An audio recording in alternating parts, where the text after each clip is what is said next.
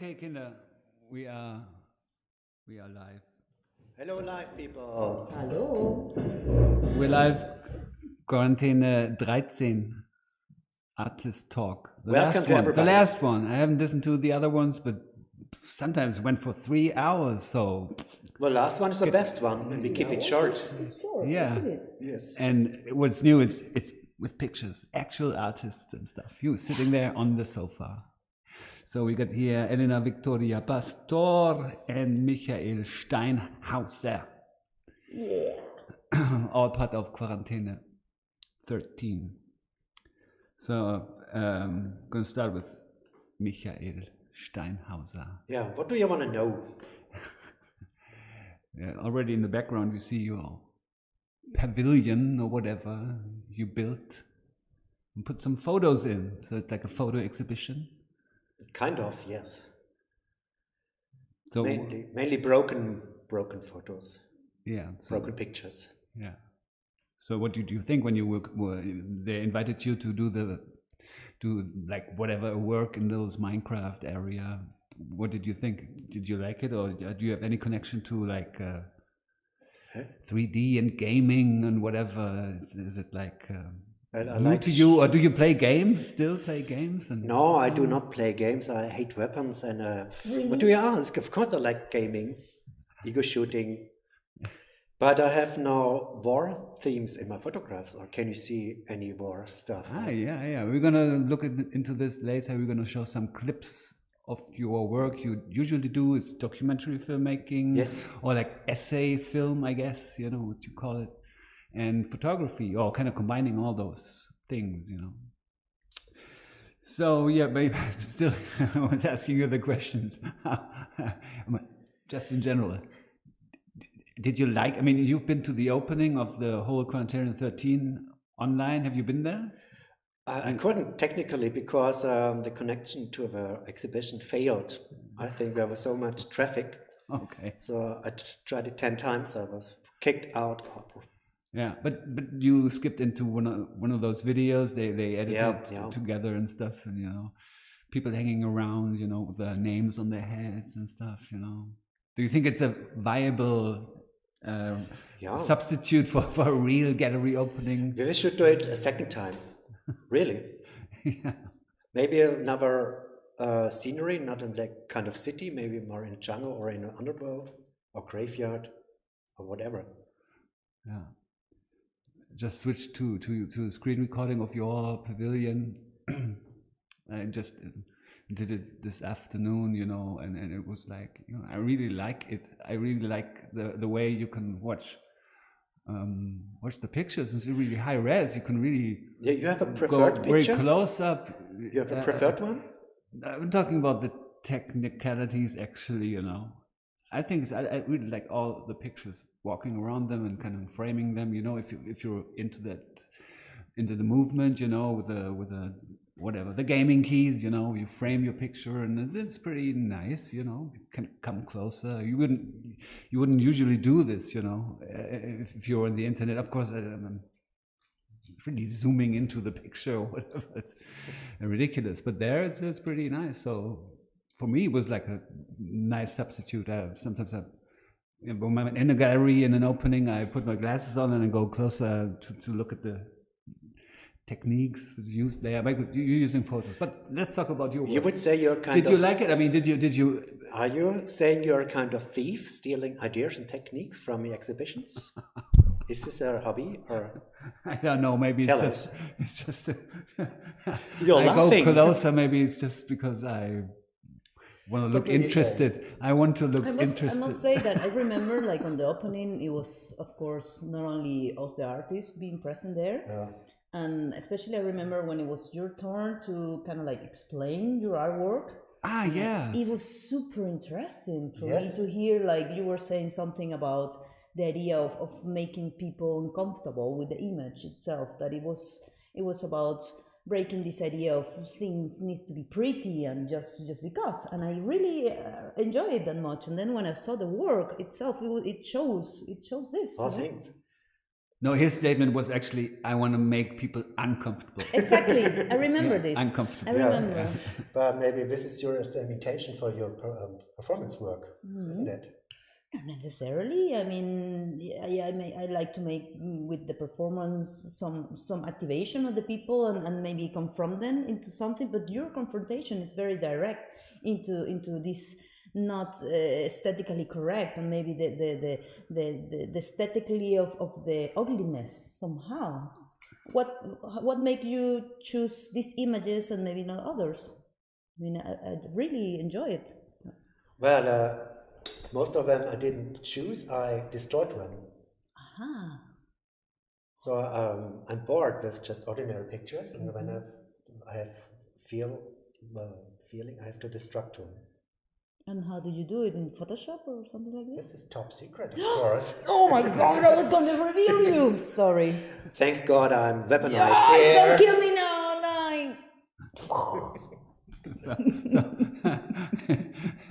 is it like, I mean, do you usually do like photo collages or manipulations, or is Yes. it just for this piece? I mean, No, I have a big collection. And what I really like in technical terms to make macro photographs.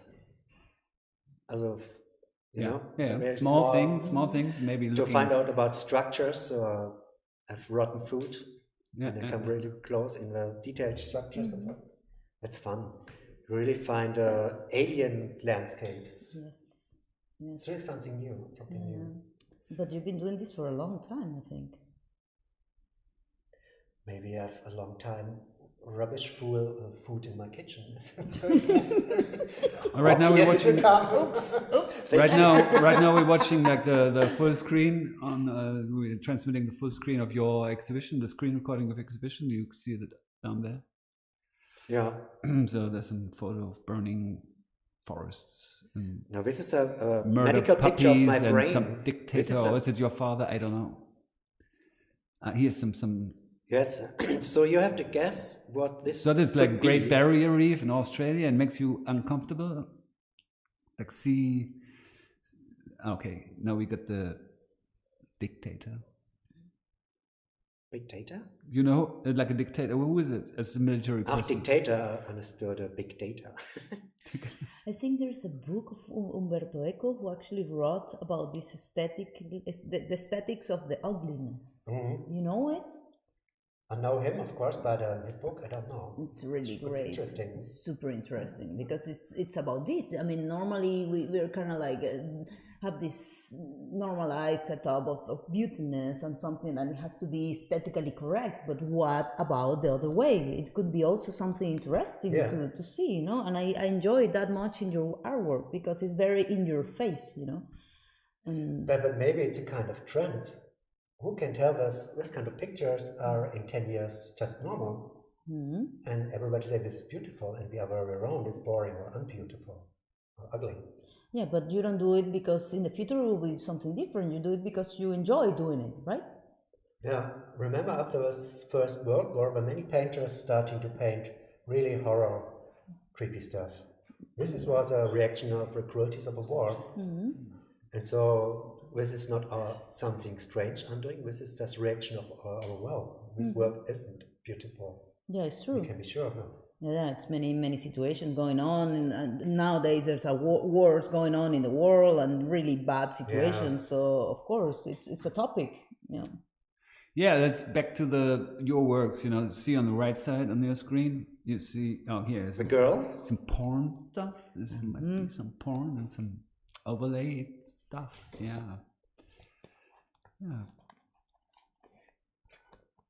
Let's watch a little bit. Here you've got like, oh, this looks analog and this looks digital, and yeah, maybe I'm gonna segue to like a clip of Michael Steinhauser's documentary essay film work. Yeah. So I'm gonna actually mute the microphones and kind of switch over to the video.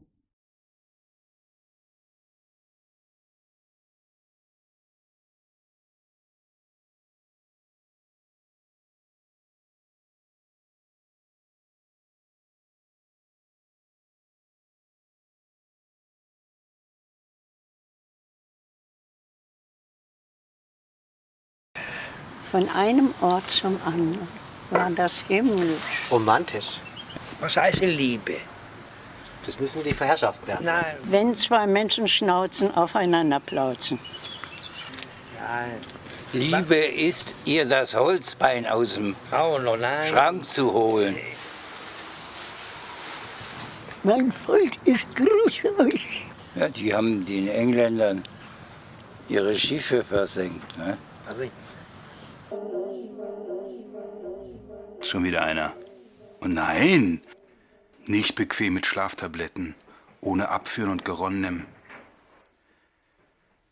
Denkt ihr, packt denn nie an die Bauerntrottel, die euch wegputzen müssen?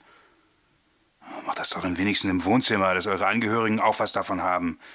Diese sind ja wohl mitschuld dran. Aber meine Sammlung wächst. Hallo 124, willkommen. Du wirst noch lange hier auf der Welt sein. Zu guter Letzt die dritte unangenehme Aufgabe, das Entknorpeln des Hüftkopfes. Das oberflächenreiche Knochengewebe des Hüftkopfes wird für Spenderzwecke oft angefroren, wenn es nicht für den Aufbau der ausgefressenen Hüftpfanne im eigenen Körper gebraucht wird. So musste ich den frisch abgesägten Kopf mit einer Zange fixieren und den Knorpel, das harte Gelenksknochenmaterial, mit einer Zange vom Hand abbrechen, was schweißtreibend und äußerst kräftezehrend war. Überhaupt waren alle Ärzte sehr muskulös. Nur so kann man die Arbeit wohl auf Dauer befriedigend erfüllen. Ich hingehend schätze mich eher als schmächtig ein, wodurch ich eigentlich für solche Tasks überfordert war. Aber ich biss mich durch. Meine Sorge galt eher der Gefahr, dass der Kopf durch seine Glitschigkeit davonrutschte und so ein paar tausend Euro verloren gingen. Dies kam eher bei jungen Assistenzärzten vor, die sich selbst überschätzten.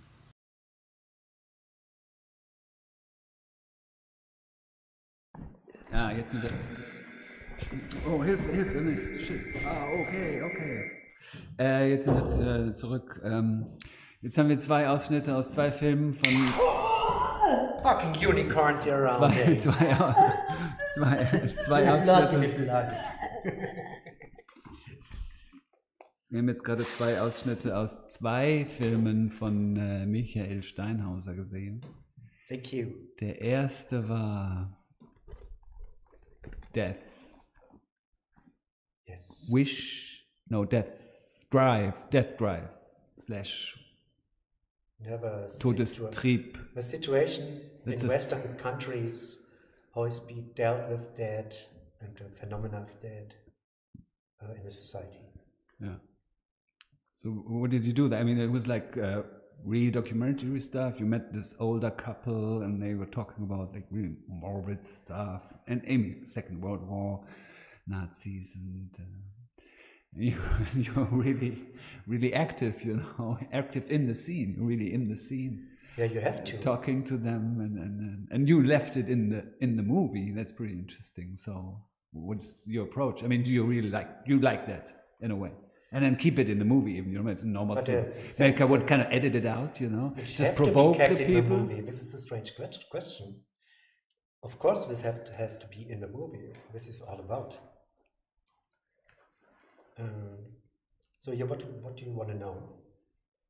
Yeah, I just want to know because it's interesting. Yeah, we talked about death. I know actually, I know some documentary filmmakers, very famous persons. Yeah, I like that move actually. They in a scene interviewing a person, and then at the end they're showing that they have to give them $1,000, because sometimes you have to pay people, and most of the time you have to pay the people, to tell you stuff because it's a currency, And it was a gift. It was when a gift. I met this couple, this elderly couple, was really a gift. They talked so nicely. And the whole story is death is not existent in Germany. It's a product. Yeah. How come? It's a side effect of capitalism or neoliberalism, whatever you want to call it. So it kind of is erased in every part of the process, If everybody starts to think about spiritually, where I'm going after my life, so everybody will stop functioning in the system. I'm sure about that. Huh? So this whole secret is kept away and hidden with commercial stuff, Brot und Spiele, Pane mit Circenses. I don't know what's the English translation could be. Yeah. So. And you discovered this during the documentary filmmaking, or it was an investigation from before? I had this idea in thesis before that, and then I started to make research. This was when you were in Hafvika. Africa? Hafvika, the university. Sorry. Yeah, it was a diploma movie. Yeah. Cool. What we couldn't see in the movie, the second important part of that, was showing the guys who do professionally put away the stuff of corpses, of dead people. Forgotten old people died in their flats or suicides. And this is now a thing nobody sees. Yeah, and it's very common that happens. A lot of people are alone in their houses and just go and nobody notices after a month or something. It's in the news. It's super. Think about that. There wow. Guess how many now in Hamburg are in their flats, forgotten and rotting. Yeah. Maybe 2 or 3 or 8. Yeah. This is horrible. It is. We are very cold to each other. As human beings, you know? Yeah. Or you think it's more about this capitalist way of being? Or it's it's an effect of that, being cold and egoistic and only on myself focused. Yeah.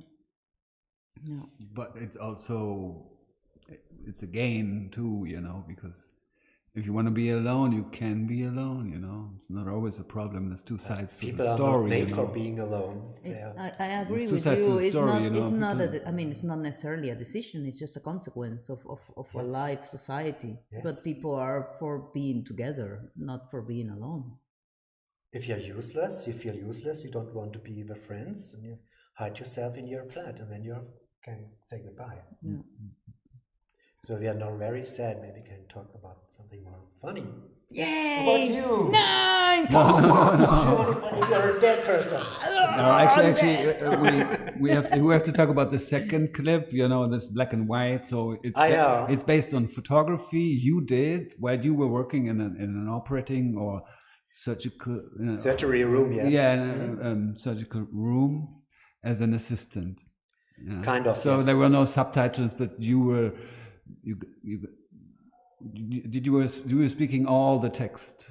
So it's your diary of those times when you were working in the emergency room or in the assisting surgeons, kind of replacing hips and knees. Yes, prosthesis put inside the body. Yeah, but how was it like when you started it? I mean, when was the first time? And then you said, I mean.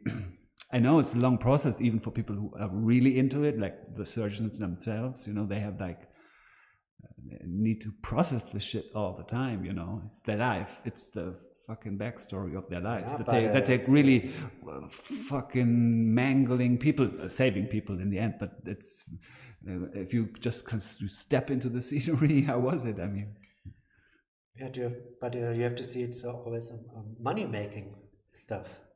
Of course, it's necessary to change hips, but who tells you that your hip is so broken that you have to have one prosthesis? So this is another commercial stuff. This is a factory, nothing else. Okay. Yeah, and we are very quick. We had a very high pressure to put it over things getting done. And all the stories you can hear in the movie, everything is true. So this happened all to me, and all the things I saw. And yes. So did the surgeons in the movie, did they see the movie? But you were asking them, of course, for permission to use the photographs, you know. I saw the photographs, but I saw never the movie, and I think it's not necessary because they are so doctor-focused. This is a kind of sect for me. The holy gods of medicine. Yeah. And this is something interesting because, I mean, the medicine itself, it's something, it can be related even to this idea religiosity, because you go to the doctor and you trust in what they have to say about your body. We don't recognize the reality of how our bodies are actually working. And when you go and you have a disease, they tell you need to change this, and you just say yes sometimes, and it's kind of like you don't have an opinion on it. So there is a politics in the whole body system of health. It's crazy. Yeah. I find it very, very even violent on a way, having a disease and then going, and then it's like you have to do this and that's it. You don't have an opinion on it, Even in the surgery, like you were there, you were making photos, but of course, as a patient, you're there completely vulnerable and fragile, because you have like this robe and your skin is there and it's cold. The room is cold because the surgery room has to be cold. It's so close to death sometimes. It is. It is super. And it's not necessary many times. Yeah. This is a kind of violence. You're definitely right. It's true. In my country, it's like this. Maybe sometimes you don't need a surgery, but because you have a insurance that is private, the doctor will tell you, we need to change it. Come on. And then you're like, okay. But actually, maybe you could have another treatment and you can get better, This is capitalism working on the body and on the health, and this is, it's crazy. Because of this, I decided not to use my body anymore, so that my hips and knees are not wasted. I would never have to go to a hospital. That's a good, clever. Do you think? That's very clever. I should be like you. Yeah. Want to shoot? I didn't even get it. Damn! I thought a bigger gun. No, you are fuck. Was one more thing to tell about? Maybe we should shoot Tim, right? Better. The technical guy? By the way, thank you for Tim Ruby for helping out with technical stuff. It doesn't work. Thank you a lot. You created a really good studio here for Quarantäne Artist Talk. Yeah, this is amazing. Thanks a lot for preparing this for us. And technical assistant, Nitni Patron. Yeah. Yeah, but still, move on. No, but still, I'm just talking about, that's really, we immediately totally into those social topics, political topics, Maybe we still want to talk about those virtual worlds, I mean, since I was 18, I was promised like the substitute for the real world, That's what they were thinking already in the late 80s, in a positive way, like Timothy Leary, he started to switch away from drugs. I mean, and in the 80s, he was talking all about virtual reality, of the theory, nothing close to this we have now existed at the time. But he said, you can better the world, like it's kind of communism, and like you could make a revolution with the virtual reality, But of course, he was talking about the direct connection, brain, computer, But I think that's still, because I really like this as a substitute for a gallery, Of course, I was wishing for that you could talk in the gallery, but it wasn't technically possible in that short amount of time the quarantine people had. But it's interesting. I think it's viable, But Yeah, actually, it's a very nice, beautiful effort from the curators, and especially from the programmer Felix. Felix was a really, really good, helpful, very nice. Yeah, we should say thank you to everyone. Yeah, Felix, I love you.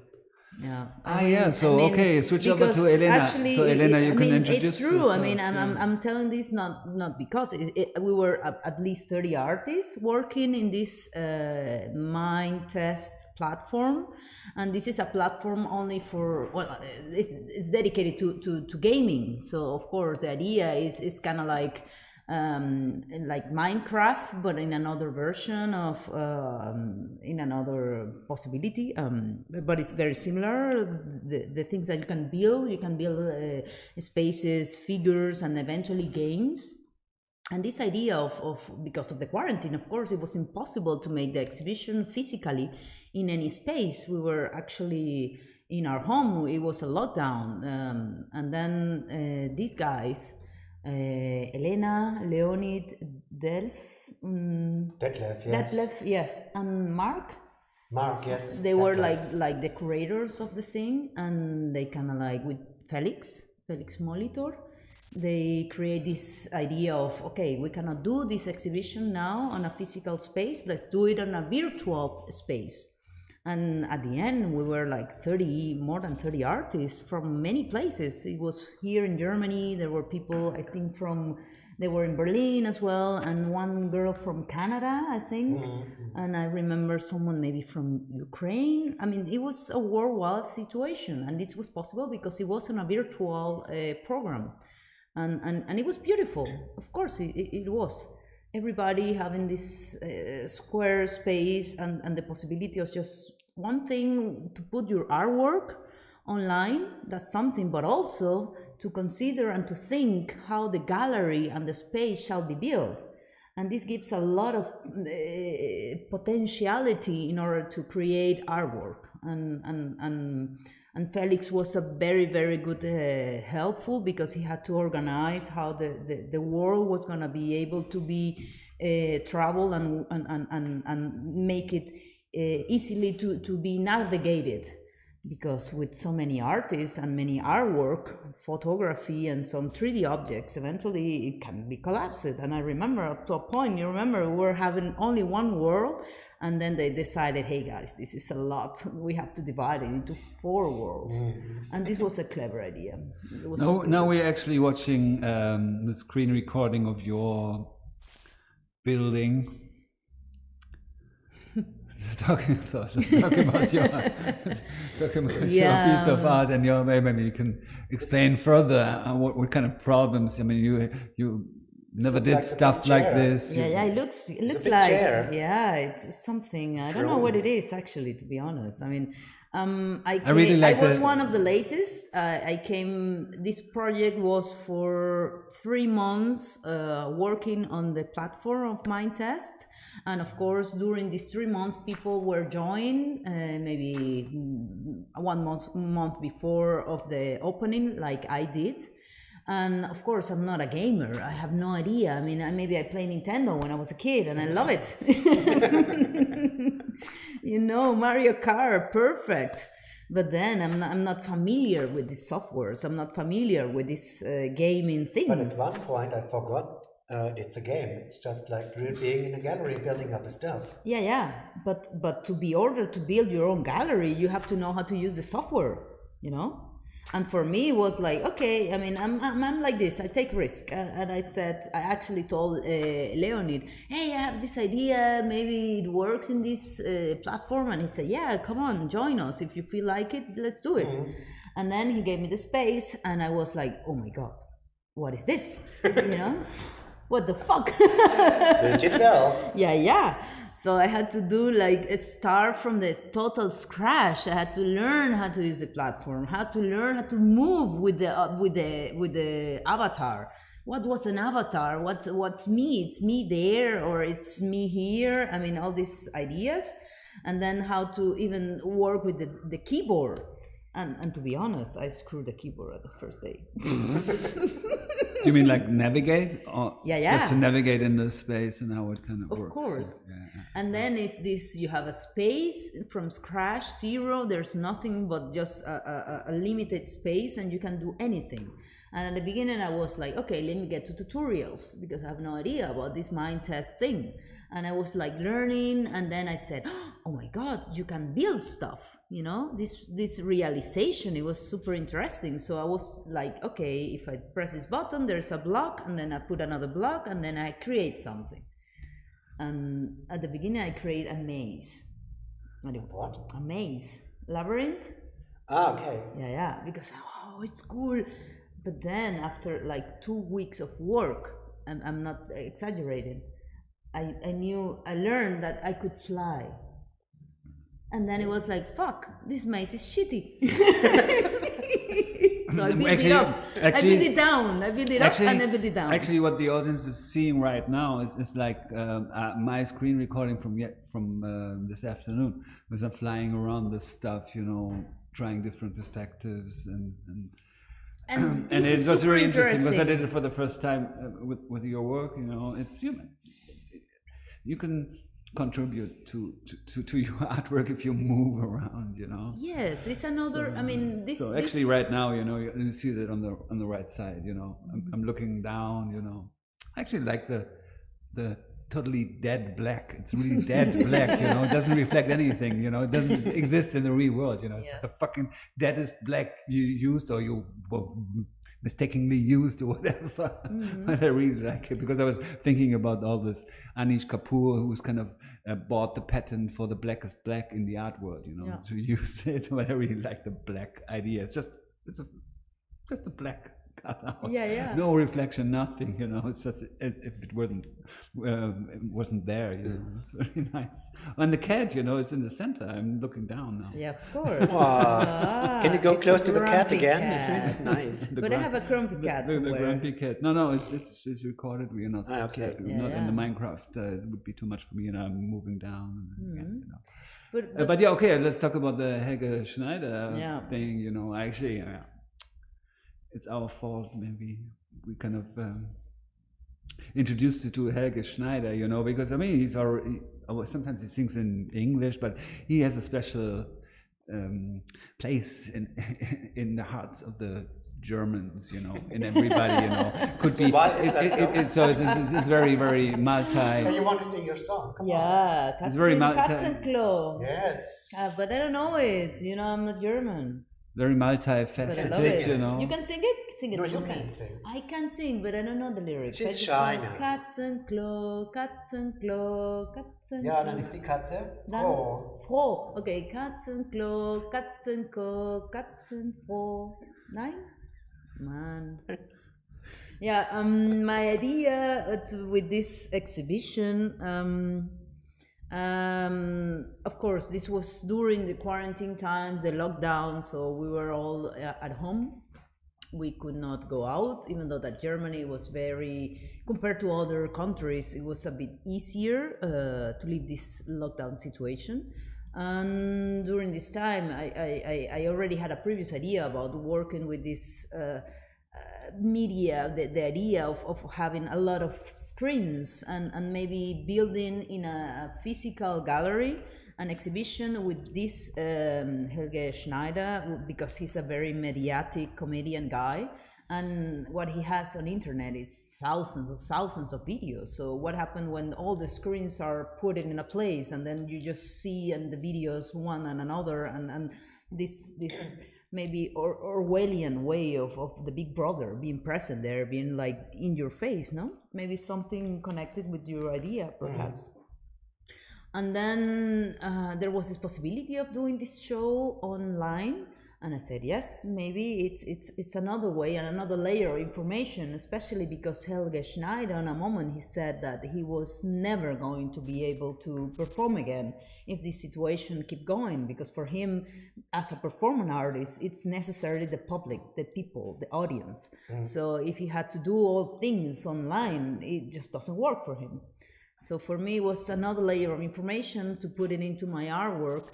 And then I said yes. I was building this as a parody, or maybe like with a joke of this lockdown, being always with a screen in your face, calling your family, calling your people, because you're home, you cannot go out. So your life, it's actually through a screen. And this for me is not a way of living, of course not. I'm very against this, but it was happening during the lockdown. So I used Helge Schneider to make it maybe more light, the content, to make it more smooth, because it was very, very hard, no? And then, when I was building the exhibition, the gallery, I realized that we could actually intervene the image itself, because as you remember, it was blocks. So if you have an image, it was divided in 6x3 blocks. You have to put it like one part and the other part, another part together in order to make the whole image. But what happened if on top of this, we can deconstruct the image and then put it in different volumes and different axes of places? And that's why, I don't know if we already saw this in some photos or screenshots that I made of the videos of Helge Schneider, then it's not like a single photo, but it's like with this volume of x's, x, y, z. So you can actually, you have to be in a place in order to understand what's going on. I know that. Yeah, I experienced this just this afternoon when I watched it from the top down. You know, I saw that you split it up. You know, and it was actually in different layers through the z-axis. So if you go back, there's some sweet spot where you can see the whole picture and stuff. Yeah, it's very good.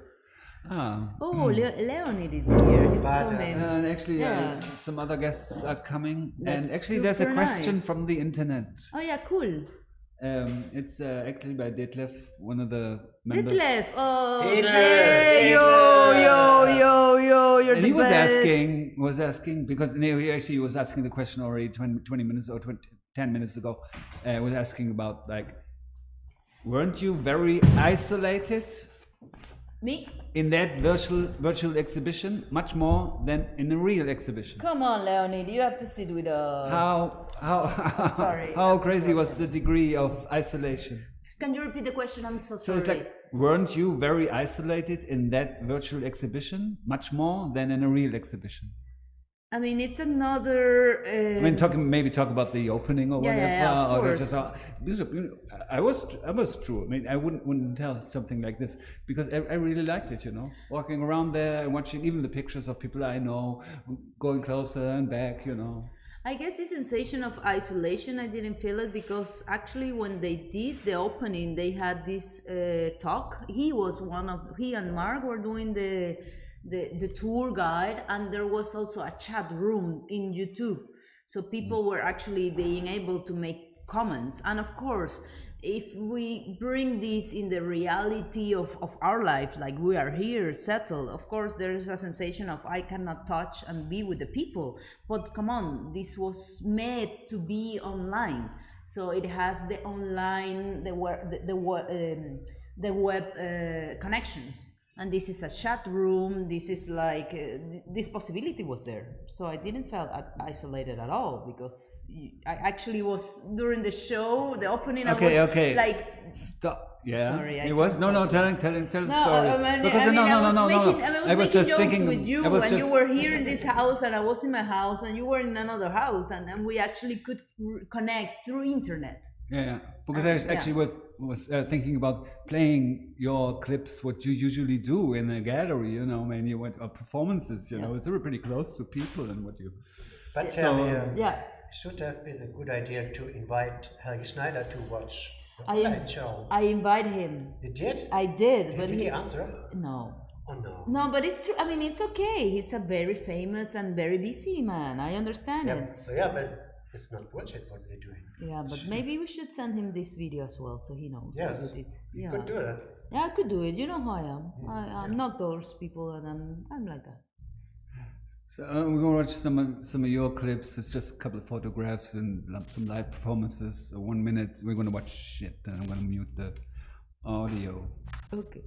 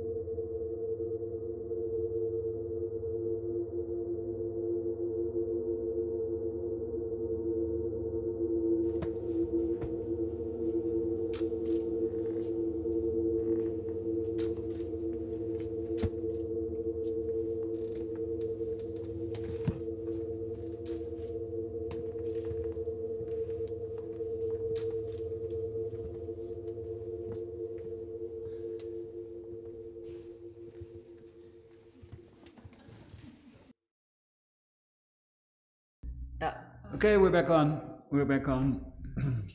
There was some works of Elena, Yeah.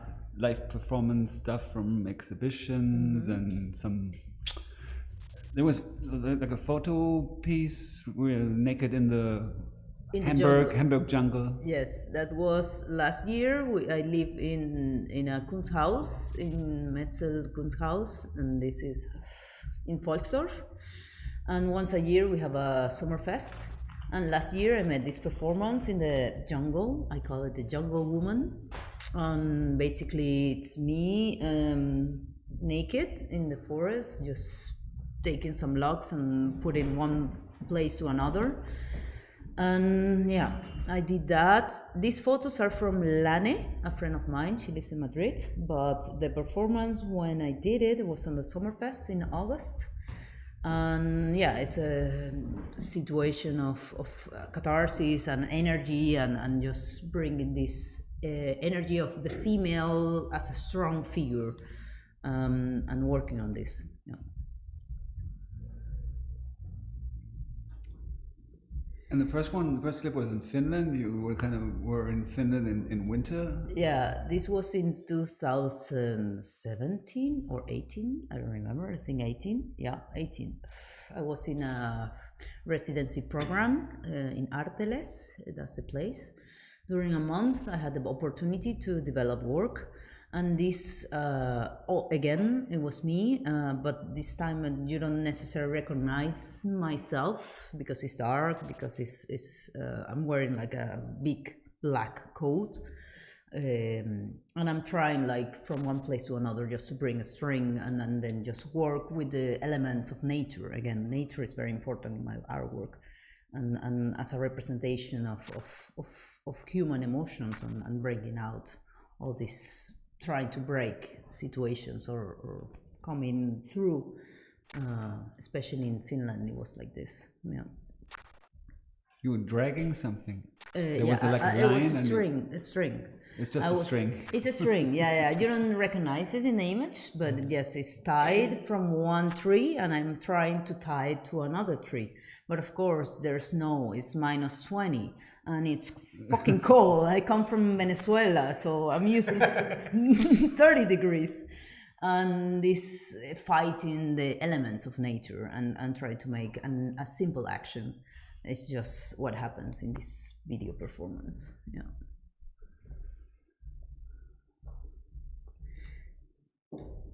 Yeah, I'm a performer artist. Yeah. You are. Yeah. Good, but we could go back anytime to the same topic, because when I feel something, is a viable substitute,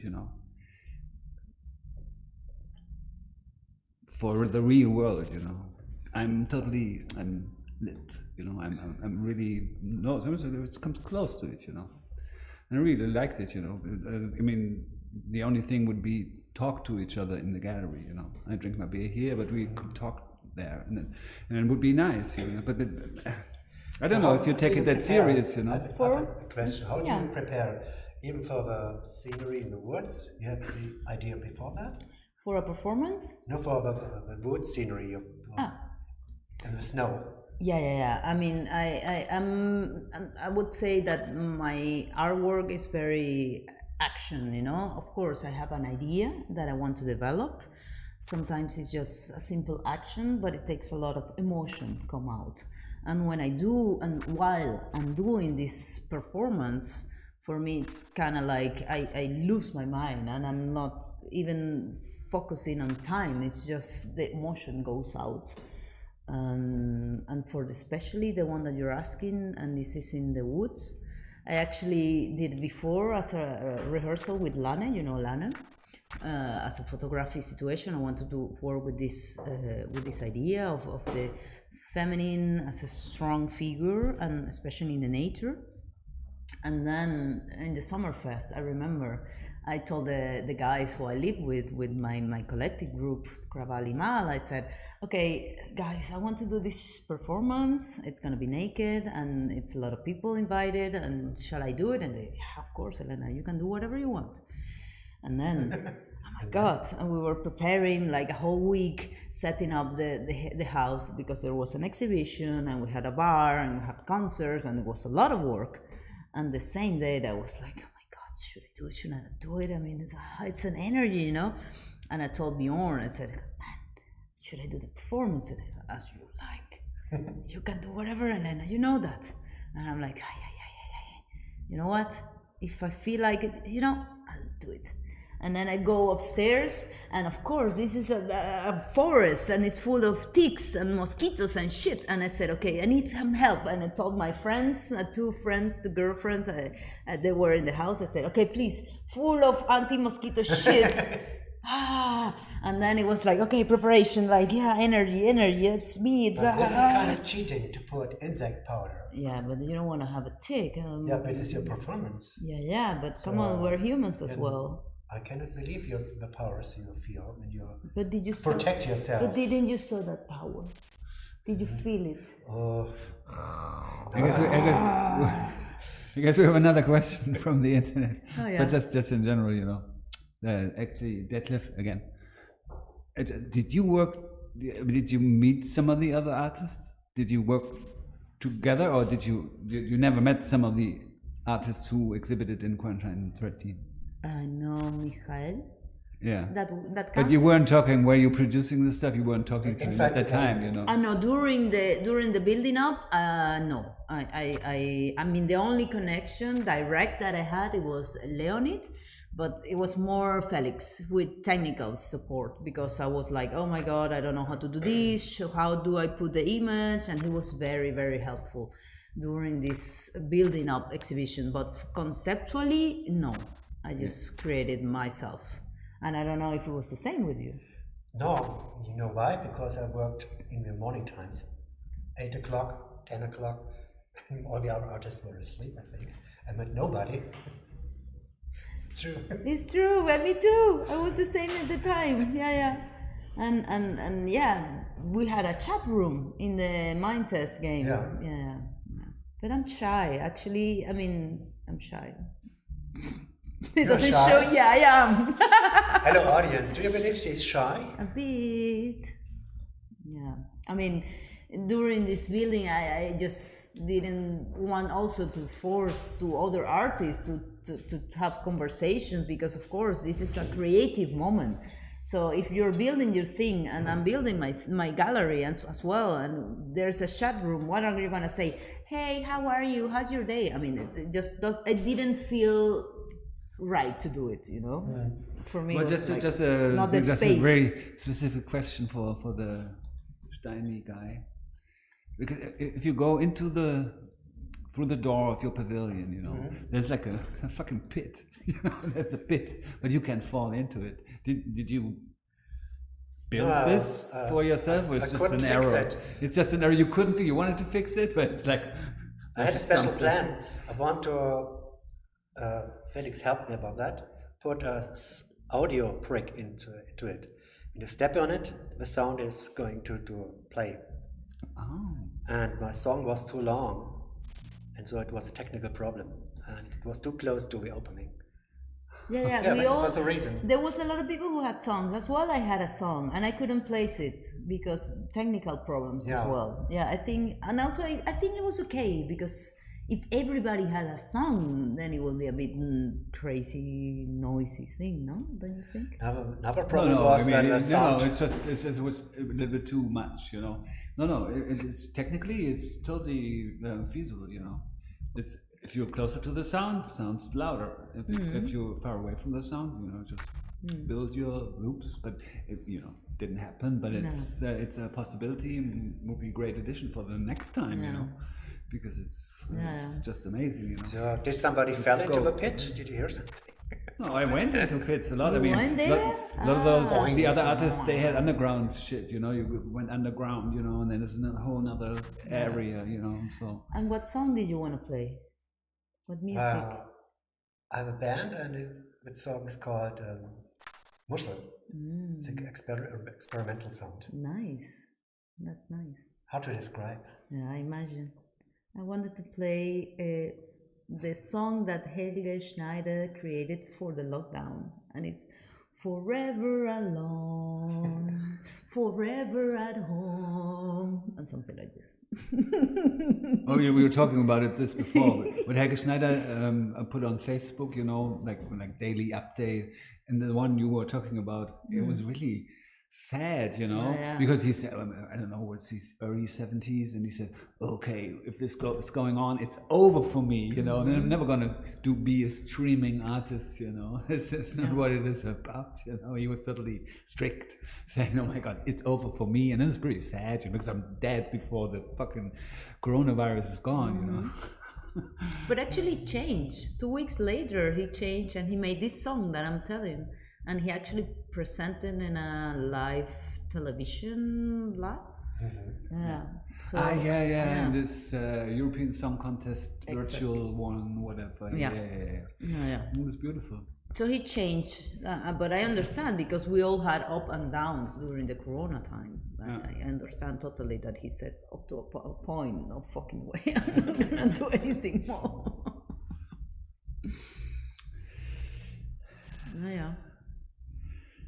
Great. Yeah, super. Anything from the internet? Crazy noisy things. Ah, that's you. Okay, sorry. Great. So I don't know. We got the Leonid here. Maybe he wants to come and because talk kind of something. Close the whole artist talk down. It's in the last artist Leonid. talk. Sit down here. Come on. Yeah, we have so one we got of the Leonid from the Quarantäne artist collective. English is very bad. So you can switch. Maybe goodbye. I can switch goodbye to to the project.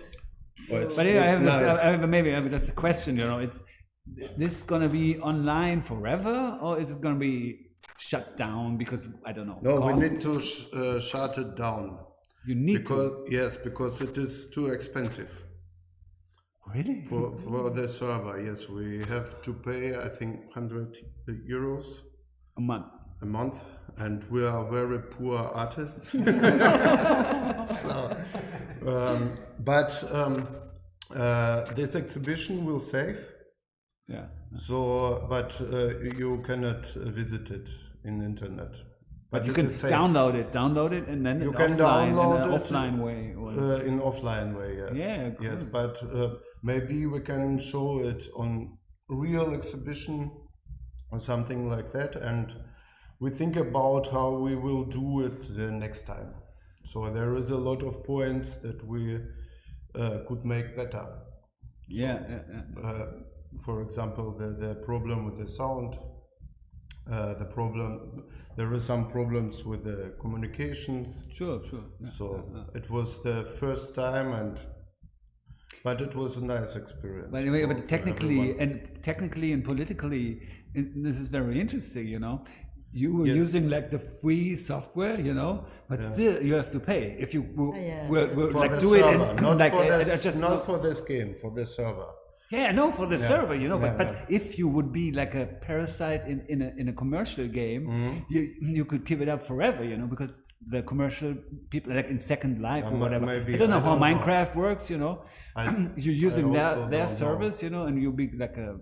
Yeah, maybe, I don't know. We choose this free game and we have to pay.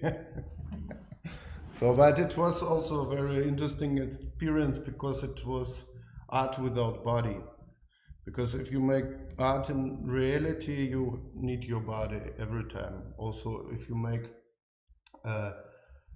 paintings or concept art, you have to put it on the wall, and this time there was no body, and for you it was of course very interesting experience because you're a performer and you have to do it without your body, without your tool. So that was the point for me. That was so I was a little bit confused also about this because I am not a gamer. Yeah, sure. I want to talk about the topic, you know, because you know you're not that old, you know, but still, it's like gaming is like the #1 media in the world right now, you know. It's more money to be made than in movies and music, you know.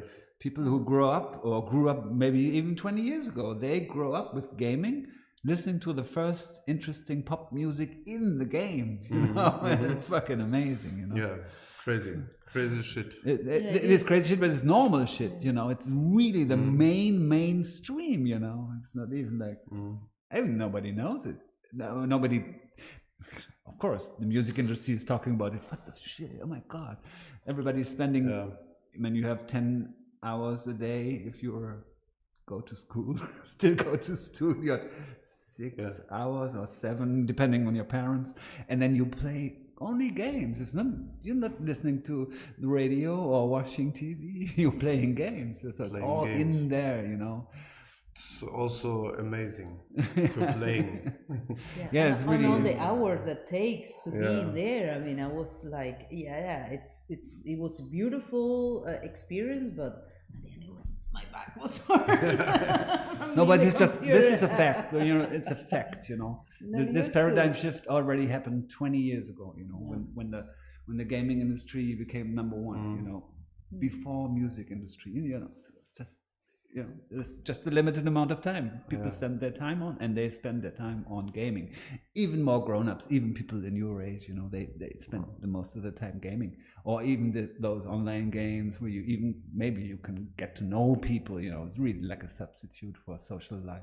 Yeah, so it was. They meet them in real life later, even. You know, it was a possibility for us to learn another side of life. Yeah, absolutely. Thank you. Yeah, thanks a lot. You're welcome. For me, it was also the possibility, and it was also very strange for us, for our group, Quarantäne, because normally we meet together at one place for some weeks, and we prepare the exhibition.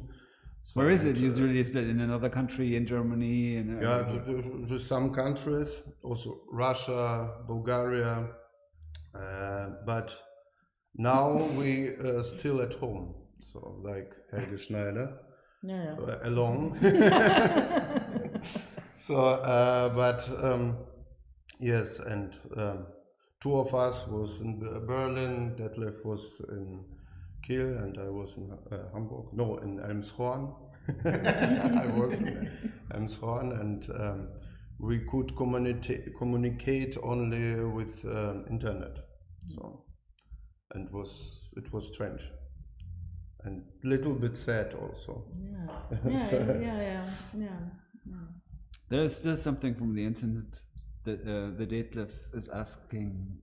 I guess what he's asking is to push it a little bit further. You know, you have this virtual environment, but I guess the audience is part of the game. It's a game, you know, you can play, you know. But also so you know, just to avoid, you know, just be like this is an exhibition, but just online, you know. Just make it really like a game, you know.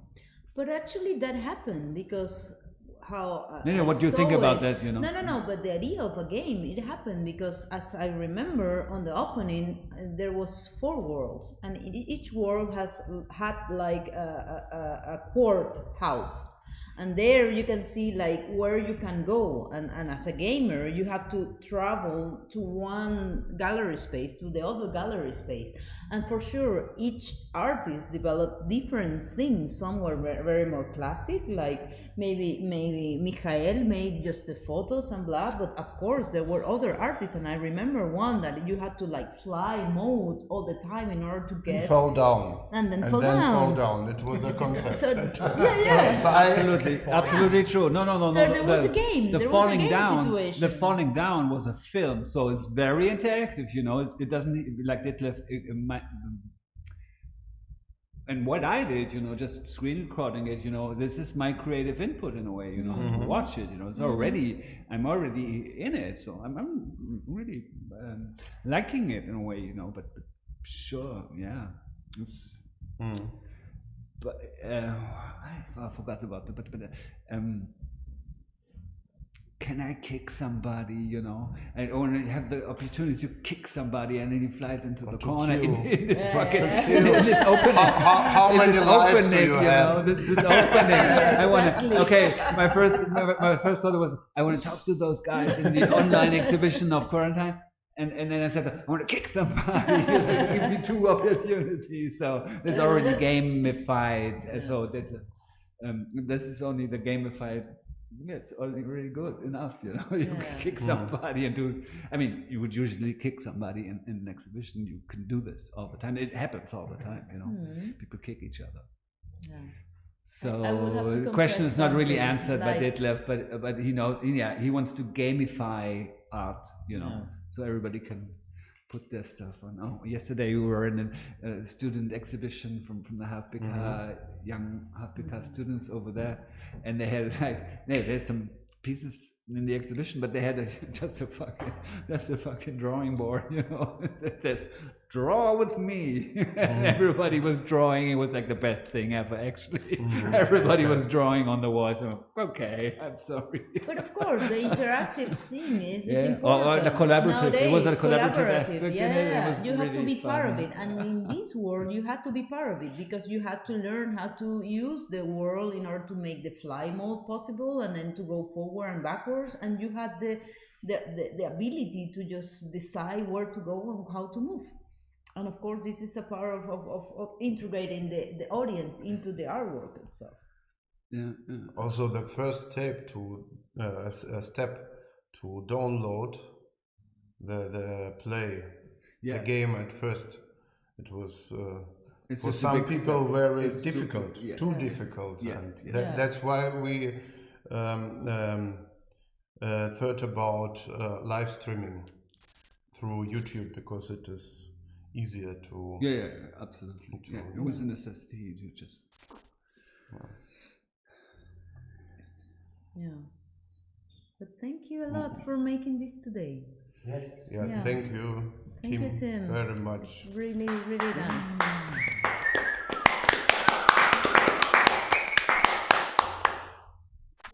Yeah, then now it's over. Huh? Okay. Thanks a lot.